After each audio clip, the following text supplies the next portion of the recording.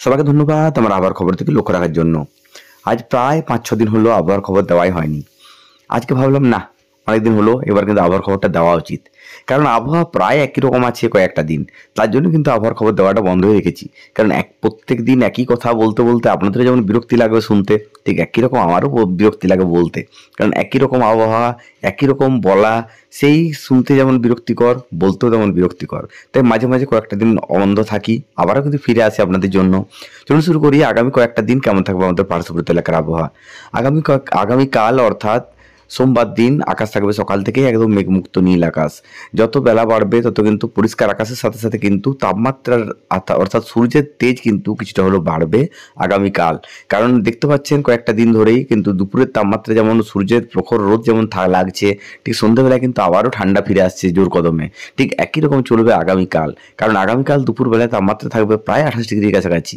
বলে এটুকু বলতে পারি দুপুরে বেরোলে বা কিছুক্ষণ রোদে থাকলে কিন্তু এটা গরমের অনুভূতি যেমন অনুভূত হবে, ঠিক একই রকম কিন্তু সন্ধে পড়ার সঙ্গে সঙ্গে কিন্তু একই রকম ঠান্ডার হাওয়া বা উত্তরের হাওয়া কিন্তু বিরাজ করবে পুরো দক্ষিণবঙ্গ জুড়েই। ফলে একটা নাতিশীতোষ্ণ পরিবেশ বা দুপুরে গরম রাত্রে ঠান্ডা একটা বেশ ভালো একটা আবহাওয়া চলবে। কিন্তু এই আবহাওয়ায় কিন্তু ঠান্ডা লাগার সম্ভাবনা কিন্তু সব থেকে বেড়ে যায় বাচ্চা থেকে বড় প্রত্যেকেরই। ঠিক আমারও যেমন গলাটায় হালকা একটু ধরেছে, করার তো কিছু নেই, আবহাওয়ার উপর বা আমাদের প্রকৃতির উপরে কারোরই হাত নেই। ফলে প্রকৃতি তার নিজের মতো করে নিজেকে পরিবর্তন করবেই।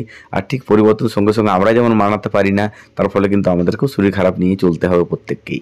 চলুন শুরু করে আগামী কয়েকটা দিন কেমন থাকবে আমাদের পার্শ্ববর্তী এলাকার আবহাওয়া। অনেকের মনেই প্রশ্ন, আর কটা দিন থাকবে শীত? তবে এখনো পর্যন্ত যেটুকু দেখতে পাচ্ছি, শীত কিন্তু বেশ অনেকটা দিন লম্বা ইনিংস খেলতে চলেছে বলতে পারি দক্ষিণবঙ্গে। যেমন একটু দেরিতে শুরু হয়েছে, কিন্তু শীতের দাপট কিন্তু বেশ অনেকটা দিন চলবে এটুকু বলতে পারি।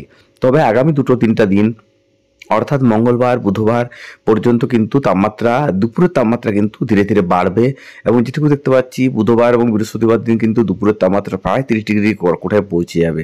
ফলে দুপুরের দিকে কিন্তু হালকা গরমের অনুভূতি কিন্তু থাকবে পুরো দক্ষিণবঙ্গে জুড়ে, এটুকু বলতে পারি বৃহস্পতিবার পর্যন্ত।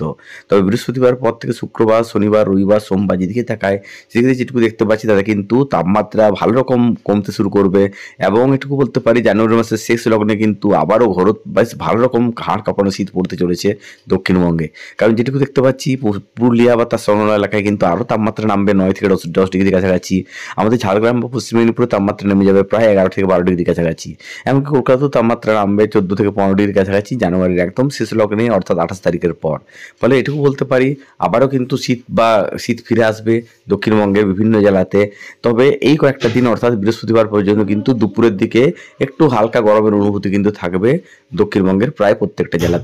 তবে আপাতত বৃষ্টির সম্ভাবনা একদমই নেই কোনো জেলাতেই। ফলে এটুকু বলতে পারি আকাশ থাকবে একদম ঋতুঝলমলে।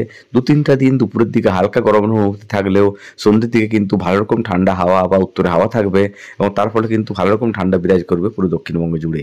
আজকের মতো চললাম, সবাই ভালো থাকবেন, সুস্থ থাকবেন আর আমার আবার খবর থেকে লক্ষ্য রাখবেন। সবাইকে শুভরাত্রি।